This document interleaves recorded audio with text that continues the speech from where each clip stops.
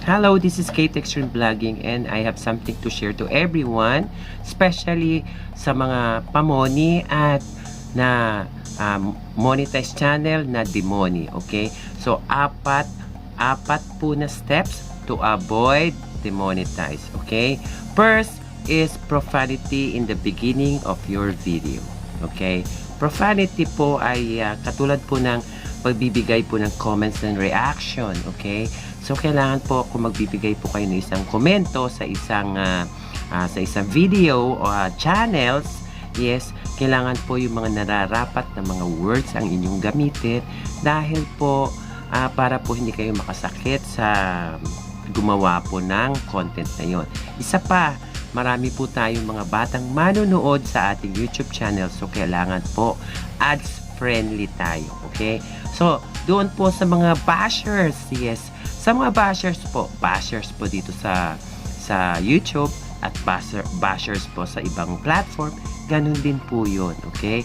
So, yun po ay hindi po nararapat kung kayo po ay papunta po sa monetization or na monetize, okay? Profanity, okay? The second po ay using the copyrighted music. So, every time po na kumakanta tayo at every time po na nagko-cover song tayo, copyrighted po. Yung cover song po, sharing, okay? So, 50-50, magbabayad ka po sa kabila at yung kalahati po ay makukuha mo sa iyong sahod, okay? Yun po ay tinatawag na sharing. Doon po sa mga copyrighted na ineligible, yun po ay walang ads, okay? So, ang kailangan nyo po doon ay i-mute lang ninyo. Okay. Ngayon, if I were you po, para mas maganda, para wala na po kayong mute at wala po kayo i-delete, gumamit po kayo ng mga music, ng mga instrumental po na parang genre, para po sa relaxation, yung mga ganyan.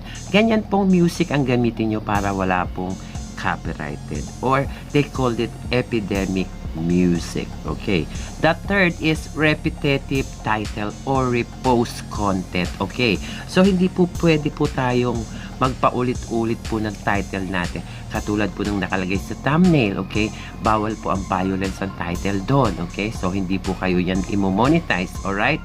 So, kailangan po baguhin nyo ang inyong title doon po sa thumbnail. Okay? Hindi po pwedeng paulit-ulit po na ang inyong title sa isang video. Okay?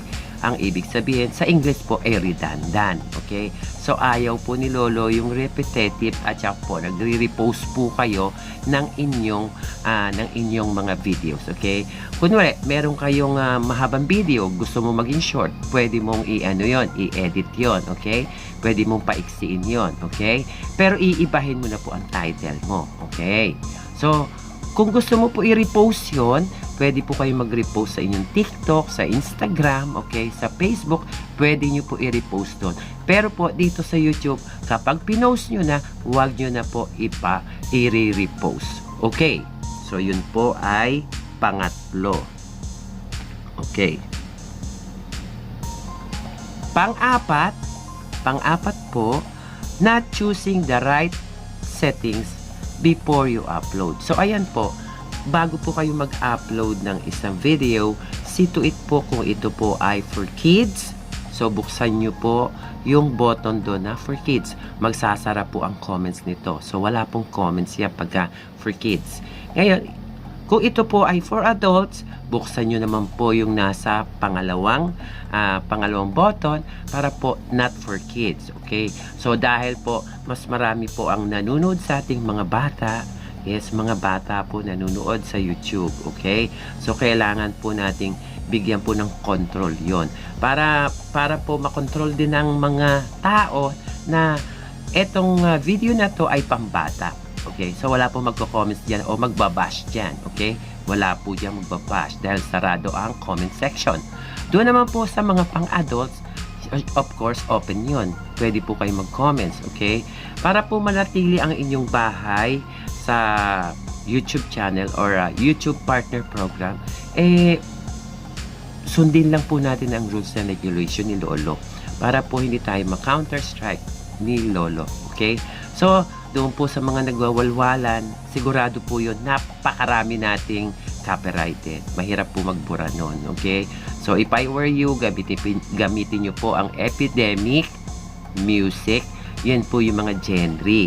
Okay? So, pwede po natin gamitin yan pagka nagla-live streaming po tayo para pong background music natin. Okay?